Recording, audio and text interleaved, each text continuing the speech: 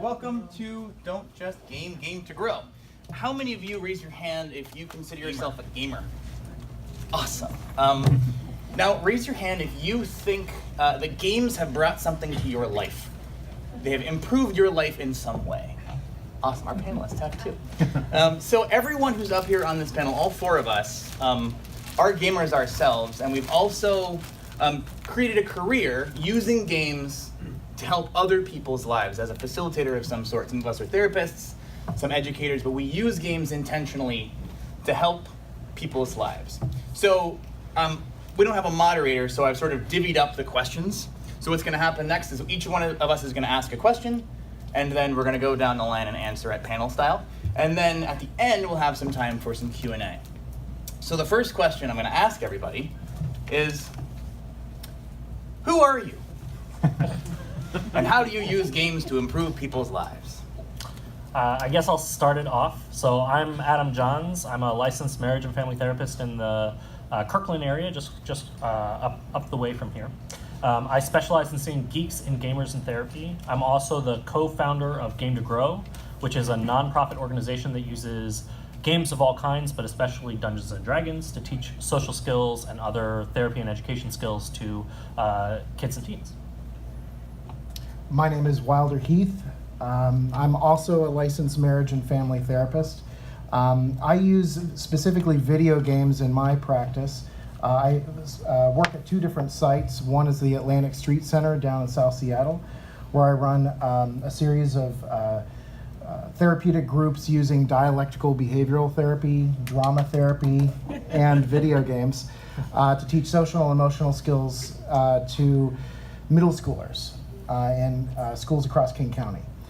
The other part of my job is that I have my own private practice in Kirkland, and I see individuals and families who are have youth who are technologically immersed and really need help with balancing their technological self with their everyday social self. There's usually an imbalance that parents come to me with and that they're looking to get some help with. So that's those are the two areas that I work in. I'm JohnnySpangler. I'm a licensed mental health counselor in the Seattle area. I have three different things that I do. The primary one is the mental health work that I do. I focus with adolescents on the intersection between atypical development, autism or various kinds of neurodevelopmental disorders, and typical development. I'm an 11-year-old, I'm a 17-year-old, going through the normal stuff that 17-year-olds go through. And kind of that tangled ball, trying to help untangle it and figure out where things are. On top of that, I'm also a social skills coach and do social skill coaching with a local nonprofit. And I'm an adjunct faculty at a local university as well in the mental health field. That's me. My name is Adam Davis. I have a master's in education with a specialization in drama therapy. I'm the other half of Game to Grow. I'm the other executive director of Game to Grow. We have almost 40 kids a week who come to our Dungeons and Dragons group with a varying degree of social challenges, from autism to ADHD, other kinds of just trouble making friends at school. So they come to our groups weekly. We've seen some kids for as many as 5 years in the same D&D group, watching them grow through the game of Dungeons and Dragons. Cool. I'm going to ask the next question. This question is, how did you get started doing what you're doing? So I grew up playing video games. I was a part of that generation where video games were just starting to enter into the home, and most of the adults in my life didn't really fully understand what video games were or why I was playing them, and so there was a lot of stigma towards video games. And when I became an adult and I became a therapist, I recognized that there were still a lot of folks who had some misunderstandings around why people play video games, and especially a lot of therapists who didn't understand why people played video games. So part of my work has been to help educate both parents as well as other therapists around how kids play video games, how that can give you some insights into why, or give you some insights into how people behave, as well as understanding why kids play video games, what sort of needs video games tend to tap into, and then also figuring out what kinds of games tend to be helpful for kids, and what types of video games may not help that child get their needs met. So part of my introduction into this work was myself as a gamer, but also myself as a theater maker. I went to college and studied theater arts, and then I also became a drama therapist. And I was really impassioned and excited by how theater taps into our individual stories, as well as how theater can connect us with our bodies. And one of the things about video games is that it is something that we do with our minds and our hands, but sometimes we can feel really disconnected from our bodies and when we play. And so my goal as a therapist is to try to help kids get more connected into their bodies. And so I started working with a lot of kids who were really technologically immersed, and they wanted to be to understand themselves some more. And there was not a lot of people doing what I was doing, and so I kind of just fell into that niche. So that's how I got started. I've been interested in play since as long as I can remember, and the power of play to a lot of it was group work and experiential education, ropes course, challenge course work, things along those lines. This is what got me into this work. And I quickly realized that there was a need for a way to learn interpersonal skills because it wasn't really being taught anywhere. And so I decided I'm going to do that. And so I learned how to facilitate challenge courses. I also did a couple years in a theater program. I went to Tennessee, took a 2-year theater program, because being able to stand up in front of people and being able to talk off the cuff and just really standing in the unknown and being comfortable in that space, I felt was an essential life skill. So I came to this work through the idea that when you play and you're active in this work, you are starting to learn, and it's getting into your body. Then I went into more of my academic career, and I went, wow, there's a lot of research that backs this up, and this is what I want to do. And so I got my bachelor's and my master's in psychology and in counseling, because this is the area that I felt like I could do the most work in this, in the communication field, in the interpersonal communication field. And on top of all of that, I have also always loved computer games. And when I started working with kids, I realized that my love of the computer games created a shared language with their love of the same games. If I said Minecraft, they would be like, Minecraft! And then we could have a conversation for hours on that. And so then these two sides of my life started to integrate, and it's become an essential part of the work that I do, is doing my homework and keeping up on the games that the kids that I work with are currently playing. And getting to know those languages to create that shared language. And that shared kind of space that we can play together in. Yeah, so that's my history. Some of the best advice I ever got as an emerging counselor or educator was actually from Johnny, and he said, play an hour of Minecraft, because then you'll have the common language with the kids, and you'll also know, you'll be able to talk to them about something that they're excited about. Remember that was advice you gave me, Johnny. Did you do it? Yeah. I still really like Minecraft, but I played it enough. I'm much more a tabletop guy. So my background is similar to Wilder. I was an actor for many years, and I wanted to use that to make the world a better place. So I was actually studying political theater in Africa and learning about how to use theater techniques to break the fourth wall and bring people in to role play. And role play out scenarios that were going to improve their lives. And so I was very interested in making the world a better place through role play. And then I sort of discovered by accident that that's what Dungeons and Dragons is participatory theater. And I realized much later that I had been playing Dungeons and Dragons at the age of 12, 10, and I had a lot of personal growth and discovery through Dungeons and Dragons. I was kind of an awkward kid who played lots of rogues. and got to experience myself being confident. And I realized that what I was doing was using participatory theater to make myself better. And so now with Game to Grow, and formerly Wheelhouse Workshop, we were doing the same thing. I think of Dungeons and Dragons as like sit-down drama therapy or sit-down participatory theater.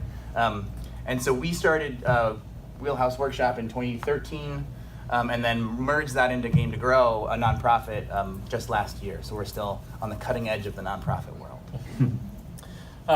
So I guess I'm a gamer from way back. I started playing Dungeons and Dragons when I was 8 or 10, somewhere around there, back in the second edition days of Dungeons and Dragons. And I can recall not ever really learning the rules to the game, but we had the book, the Player's Handbook, and I can remember looking through the pictures of the Player's Handbook and being so inspired for the possibilities of what those pictures could give you, of the stories that could be created by that. And so we just started telling stories and coming up with stuff, and we sort of learned the rules as we went through. And I never thought when I was a kid that I would use Dungeons and Dragons in any way in a career or to help people or anything like that. It was really just a fun activity. And it's when I got into grad school, when I started looking into counseling, that I started looking back on those experiences and realizing just how impactful all of that was, just how impactful games had been in my life and how much they shaped me and how much they changed me. And when Adam asked me to come co-facilitate a Dungeons and Dragons group with him, I was like, that's a no-brainer. Of course I'm going to do that.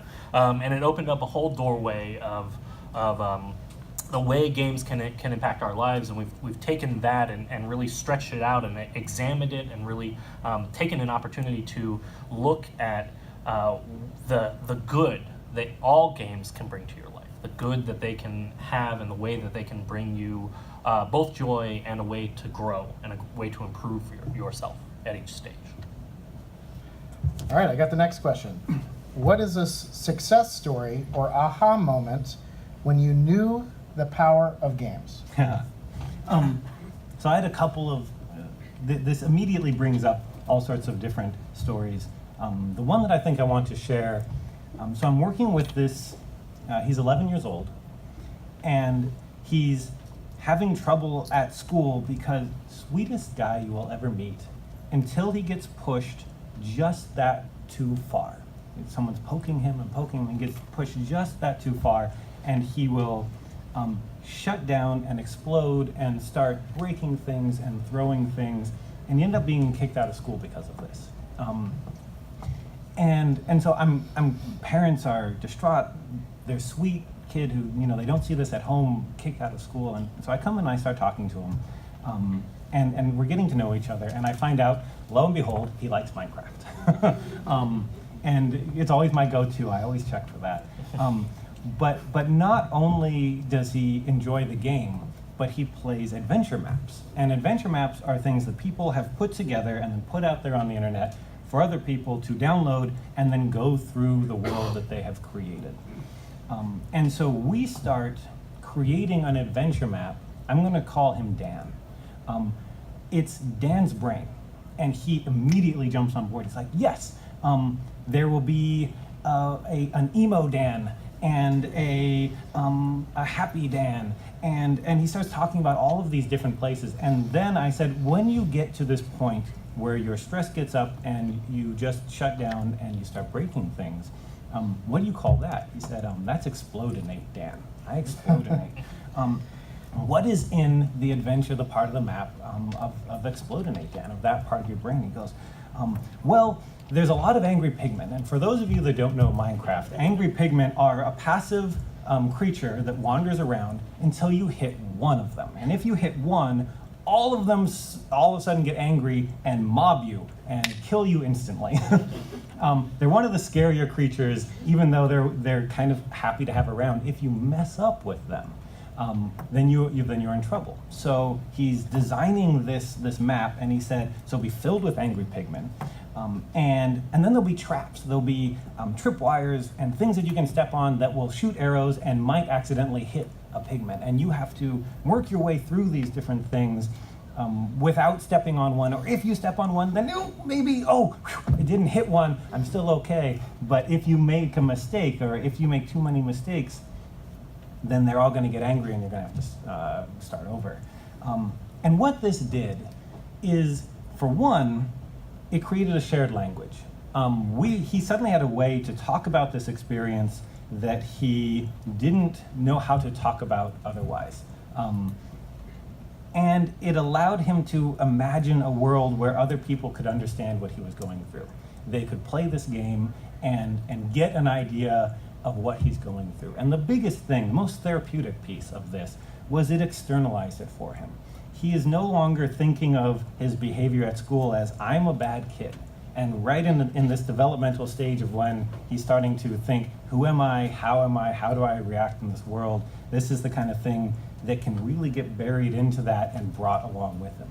So instead of thinking, I'm a bad kid, he is now thinking, this is something that I'm struggling with. This is a part of my brain. And then we can start talking about tools to work around that. And it has a happy ending. He goes back into another school. This has not happened since. And a lot of that, I often say, I take credit for what growing up just does naturally. But even to this day, we are still talking about the explodinate part of the brain and checking in on it. And he's feeling like, this is something I've got control over. This is something that I went through, and now I feel much better about it because it's not happening anymore, and I feel like I have control over it. That was when I was like, yes, shared language through games and through these experiences that these kids are going is an amazingly powerful tool. And that was my aha moment. Yeah. So, just out of curiosity, how many of you are players of tabletop role-playing games like Dungeons and Dragons? I always want to ask so I don't start using a lot of terminology if everyone's not familiar with it. But the way that we use Dungeons and Dragons in Game to Grow groups is we're the game masters and we have a therapy background, so we're really intentionally creating the game in such a way that the players are, like I was saying before with the participatory theater, they're experiencing the reciprocal successes and failures or fumbles of their character as a way to give them insight and growth. So this one particular time I had a group of adventurers together and were playing against, they were trying to defeat an ancient wizard named Pethesis, who is this wizard of lies, deceit, and fear. And so one of the things that they had to do while preparing to battle Pethesis is to go through a cave where they were going to be facing their biggest fears. So what I did at the table is I handed each of them a small piece of paper and had them write down on this piece of paper what their character's biggest fear was. And they folded it in half and slid it back to me. And then I described the game. I said everything blacks out. The world swirls around the black, and you close your eyes. When you open your eyes, you're all looking out of the same set of eyes. And you look down, and you see that you're wearing the clothes of an elven ranger. And what I'm doing is I'm telling them, basically you're all like being John Malkovich, looking out of the eyes of one particular character, and the rest of you are going to be voices in their head. So then I would pick up a piece of paper and read that character's fear. And one particular player, his fear was being alone. And so I described the world, and I said, as you look down, you see that you're wearing the clothes of an elven ranger. Then you look up and you see you're standing by a dead tree in a desert. And there's nobody around you. As far as you can see, you are completely and utterly alone. And this player who chose that fear for his character had a visible response at the table. He kind of clenched his fists, clenched his jaw, and looked around. He was feeling that reciprocal feeling of his character was feeling. And then I described to them that the only way they were going to get out of this situation is if they overcame that fear, and that it was the other player's responsibility, who are inside his head, to be his positive self-talk, to help him overcome that fear. So we play with young people who are socially isolated, technologically immersed, have a whole lot of social challenges in their lives. And these socially isolated kids were then the voice of support in this other person's head that said, you're not alone. You're not alone. You feel alone right now, but you're not. Your friends are here. Even if you can't see us, we're still here for you. And this player who was sitting there clenching his fist, he looked around, unclenched his fists. He said, okay, I think I got it. And then I faded everything to black. And now when you open your eyes, you see that you're wearing the clothes of a necromancer. And this particular necromancer, I opened up his little piece of paper, and it said, I'm afraid of hurting my friends. And this is a player who picked his necromancer because he struggled making friends. So this necromancer can make his own friends that he can control. and he can dismiss them at will when he wants to crumble them back into bones. I know that he's struggling with friendship as a thing that he's dealing with at school and in the community, and his fear, his character, and possibly himself, is that he's afraid he's going to hurt his friends. And so I describe the situation. You're looking down, you see the clothes of a necromancer, and you look up and you see an elven ranger, previous player, shackled to a wall. Next to that is the fighter, also shackled to the wall. And you look down and you see in your hand is a cat of nine tails. You are here torturing your teammates. And he just once again had a very physical response. This is personal for him. And the other players at the table, once again, who are socially isolated and socially challenged young people, are saying, this isn't you. Sometimes you feel like this is you, but this is not you. You can put the weapon down. And he looked around at them and he said, what if this is me? And they said, no, this is not you. And eventually he was holding his fist out like this, and he said, I put the weapon down. And then the next player was afraid of a world without cheese. And that was just the best comic relief. Those really intense things. But that story has stuck with me as a way that we can see how much we put into our characters. If you're a player of Dungeons & Dragons, you can probably think about your sort of player inventory and think about how much of yourself you put in your character and how much you can grow through your character and experience those emotionally intense moments as your character in a very powerful game. I guess a good aha moment for me would have been more recently. I had a group of players where one of the players in the group was really struggling with impulsivity and paying attention and interrupting the people at the table. And that player had made a character and said very explicitly, my character is impulsive and interrupts people. It was a great character for them to play. It was very accurate. It was a clear mirror to who they were. And those players were traveling through a dungeon, and they found their way into this room. And the way the room looked was this. They came in, and to one side there was a massive troll of legend. A creature that they had all heard of that was this legendary troll of true destruction and chaos and evil, but imprisoned there, behind bars, behind things that were keeping him there. And on the other side of the room were 3 unlabeled switches, kind of like classic wall switches that you might throw. And across the other side of the room was a metal door with no handle and no way to open it. I painted that it was obvious that they needed to throw one of these 3 switches, which would open the door on the other side of the room. But the other 2 switches would release this massive troll of legend, who would consume them and then go off to wreak havoc and destroy or sow chaos in the world. And I explained the whole problem, and the 3 other players at the table they pulled out pieces of paper. They started making grids and graphs and started figuring out how can we solve this problem. And the impulsive player said, I run across the room and I pull all 3 switches like this. And we've run this puzzle before. I've never had anybody try to pull all 3 switches. And immediately I could see all the other players at the table who just looked so angry and horrified at the impulsive player. And I said, yeah, the troll is now free. He leaps across the room and he grabs you, preparing to eat you. And then I took the Dungeon Master screen and I folded it down and I turned to the rest of the other 3 players in the group and I said, you 3 now have an option. You have an opportunity. The door is now open. One of the switches opened the door. You can now run across the room and leave your teammate to be consumed by this massive troll of legend. And he would be released upon the world. Or you can stay here and try to rescue your teammate from this troll. You can try to support your teammate as the heroes that you are. Somebody who you've pretty much just met a few weeks ago at the start of this quarter. And the players deliberated. They actually turned to each other and had a discussion about whether or not they should leave their teammate to die. But eventually they decided not to. They decided that no, they would save their teammate.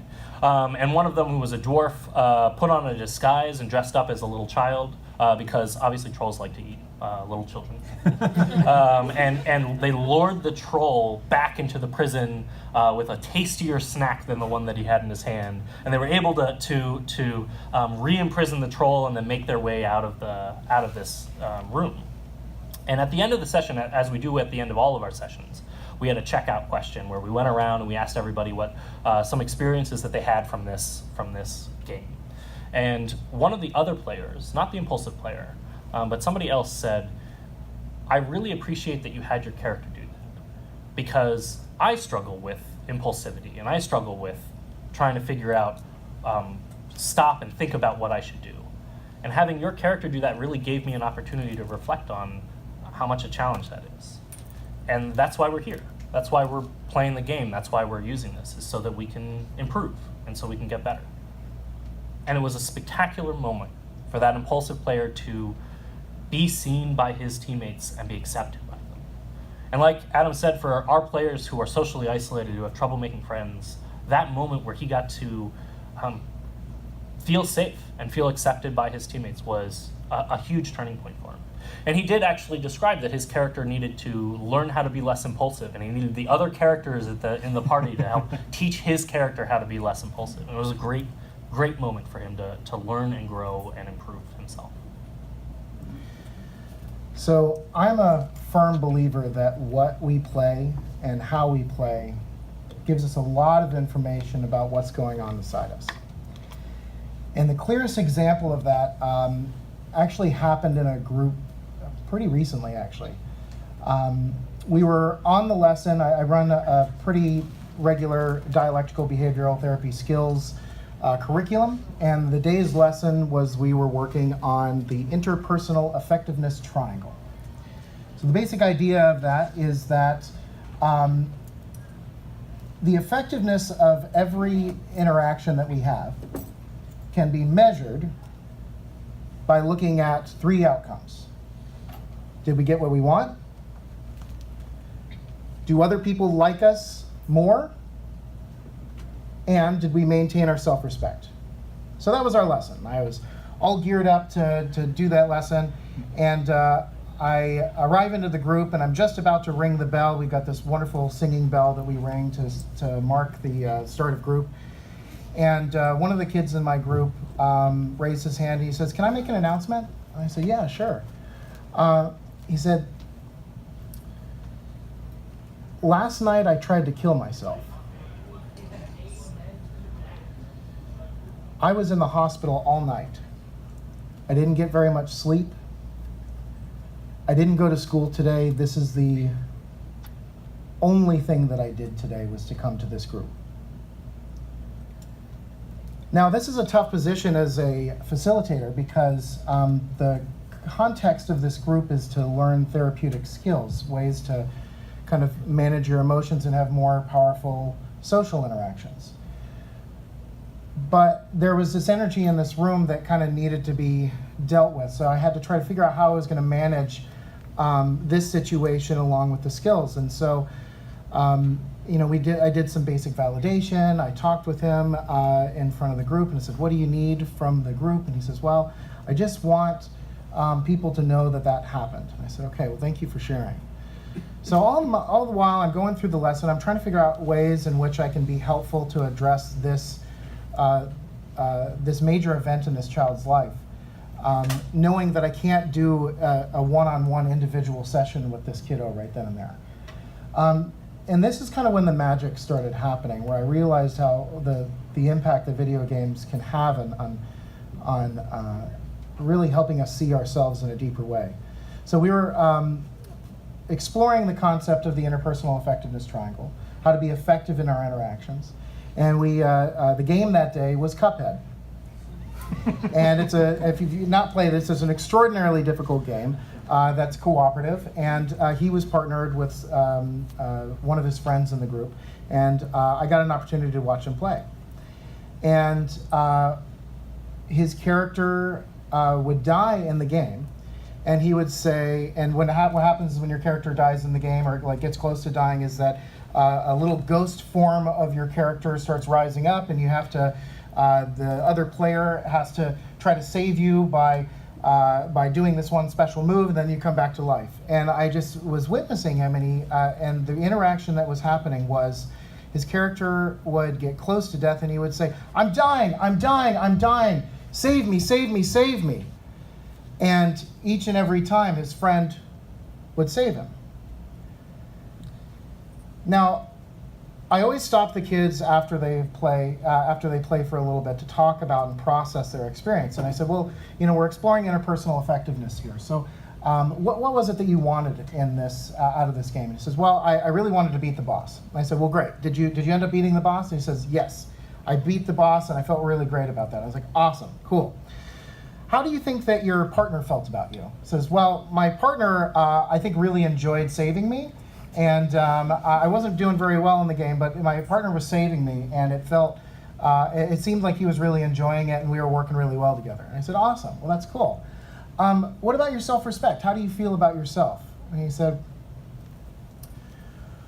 well, I felt like I was dying a lot in the game, and I don't feel very good about myself. I was like, okay. Well, have you ever played this game before? He says, no, I've never played this game. I said, okay, so it's pretty normal for you to die in a game that you've never played. So what do you imagine is going on for you? What's happening? Why do you think that you feel so bad about dying? He says, well, I think I'm asking too much of my friend to save me all the time. I said, okay. What do you think that you need to do in order to build up your self-respect? Feel better about yourself. And he says, well, I need to do a better job taking care of myself. I said, how do you do that? He says, I need to pay attention to my health. So this was a moment where it's an allegory here. We're talking about the video game, but we're also talking at the same time about suicide.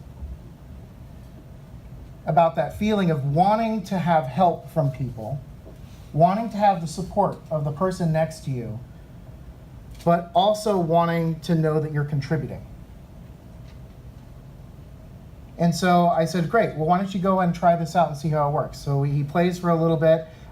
He's having a great time. He's really enjoying it. And then afterwards, we stop again, and I check in with him. And I said, so now that you tried this out, how do you feel? And he says, well, I still died a lot, but I feel better about myself because I was contributing.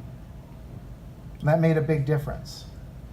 And I said, can you think of any other situations in your life where this might also pertain? And he had this kind of moment, this aha moment, and he says, yes. And at that moment, we kind of both knew that we were having the same conversation, that we were talking about in order to maintain a sense of self-respect, that he needed to feel like he was contributing.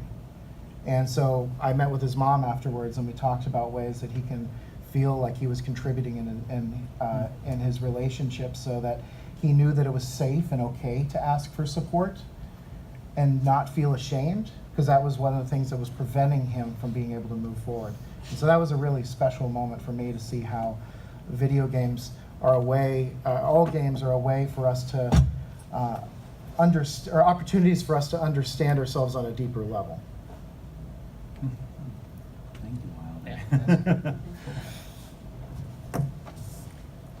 I have the next question, and that is an amazing story to then change the subject on.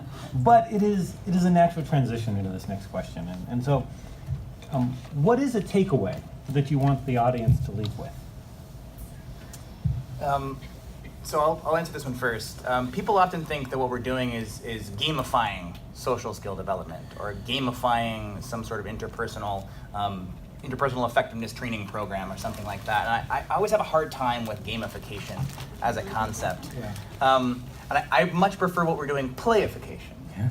And so my takeaway that I would offer for you is, if you want to use games in your own life, and I can't tell you to use it with clients or tell you to use it with other people, but if you're trying to use games in your own life to improve your own life, I would say think about when you're gaming and when you're playing.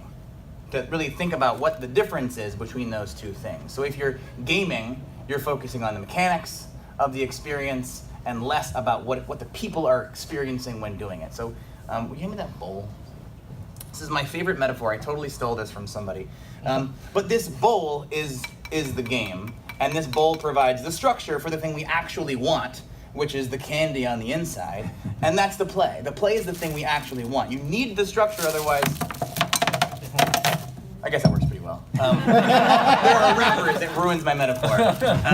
But the thing that I want you to think about when you're engaging in a game experience is think about if you're also playing, and if you're not playing, stop doing it and pick a different game. You'll know you're playing if you want to keep playing. If you lose track of time, and if you don't care about the rules anymore. If you're really enjoying yourself, you might not even notice that you've forgotten one of the rules. Nobody's getting out the rule book to make sure that everybody's doing it right. That's one way that you can absolutely know you're playing. And that's where the magic is. That's where like the healing power of games is in playing with other people. So think about that. I guess if I'm gonna, I want to give you guys a takeaway that you can really think about. So the best takeaway that I can give you is how impactful the characters that you have played in the past have been to you. One of the things that we love to say in our groups is that you play a character for a reason.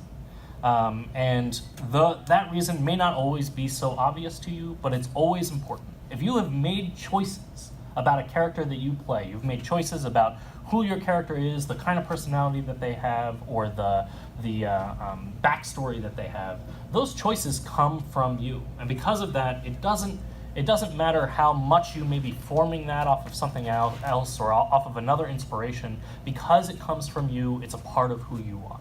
The character that you play is a part of who you are. And so the takeaway that I'd love to give you and the opportunity that I'd love for you to have is to reflect on the characters that you have played in the past, that you play now, that you might play in the future, and to think about how those characters may be a part of you, how those characters may be a piece of you, and how you can use that piece in order to better understand yourself. It doesn't necessarily mean you need to make every character as a reflection of the terrible traumas you've experienced in the past. Sometimes it's just a matter of saying, this character is loud and unapologetic because I find myself being kind of quiet in my own life. And playing a loud, unapologetic character lets me be able to have that. It lets me be able to experience that when I feel so sheltered or so shy in other parts of my life. And sometimes that's all it is a chance to have that. And sometimes it's a chance for you to practice. It's a chance for you to say, maybe I'm a little too shy. Maybe I'm a little too holding myself in, and I need to be a little bit louder and a little bit more unapologetic. I need to be Gragnol, the dwarf barbarian, who is more than happy to fling stuff across the room and insult people because that's how he feels. So I want to encourage you to take the characters that you've made and really think about who they are for you and how they are important to you, and use that within your game, within your play. Yeah, so the main takeaway that I would want to make sure you guys come away with is to think more deeply about why you play video games, or why you play any game. And in the work that I've done, I've had a lot of opportunities to talk to kids and adults about why they play. And there are 5 main reasons. And it'll be easy to remember because it spells armor. So A is for autonomy. We play video games or any type of game because we want to know that we have choice, that we have power and control over our lives. So the reason kids play Grand Theft Auto is not because they love shooting at police officers. It's because in every other part of their life, they have a lot of structure and pressure on them to be a certain way. And they want to be able to, it's a natural, normal part of developing to want to take risks. So people play video games because they want to stretch their sense of autonomy. So that's the A. R is for resonance. We play because there is an aspect of the game that we're playing that really connects with who we are, with our sense of identity.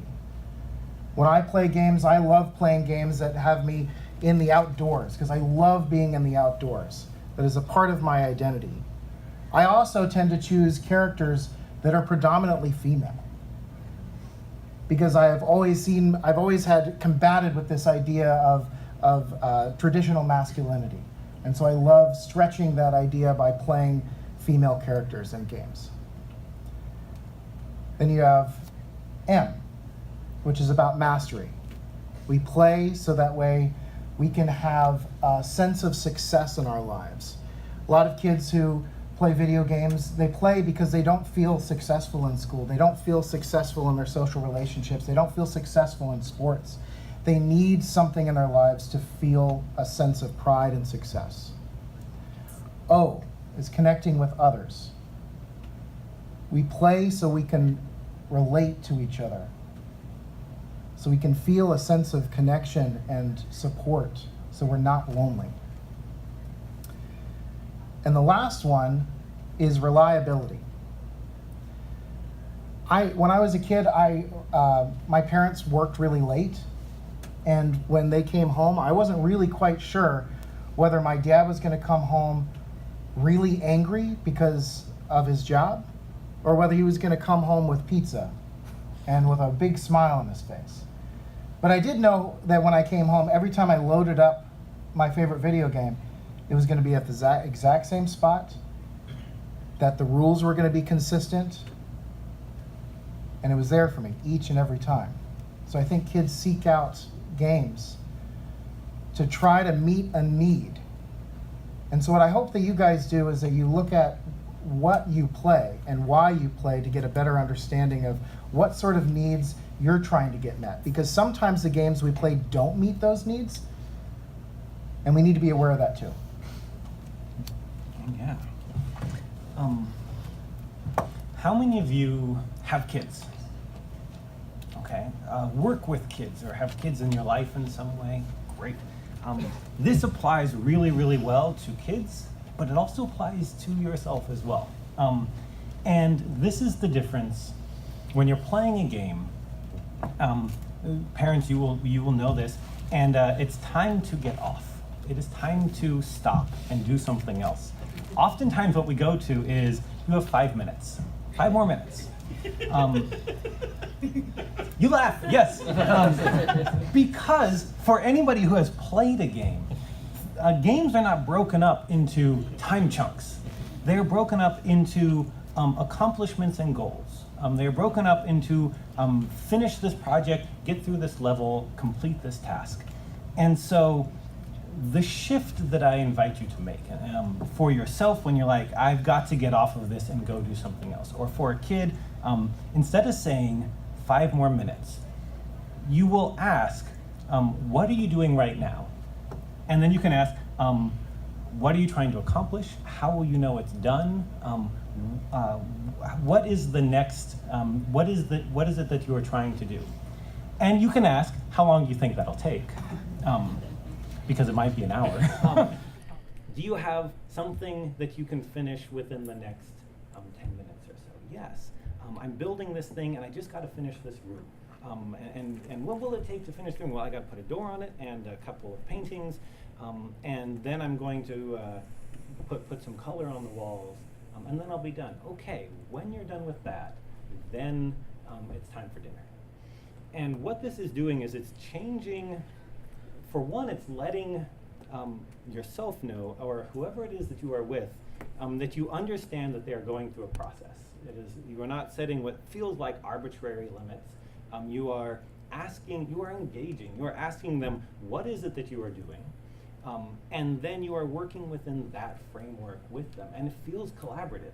And there's, not only does this work really well, it also fosters a relationship of collaboration and understanding, as opposed to what feel like arbitrary rules. And working with adolescents and development, that is the first thing to go. That is the first thing that they will rebel against, is anything that feels arbitrary or doesn't make sense. And so this is asking, and this requires one extra step, which is knowing what it is they're playing, maybe several extra steps.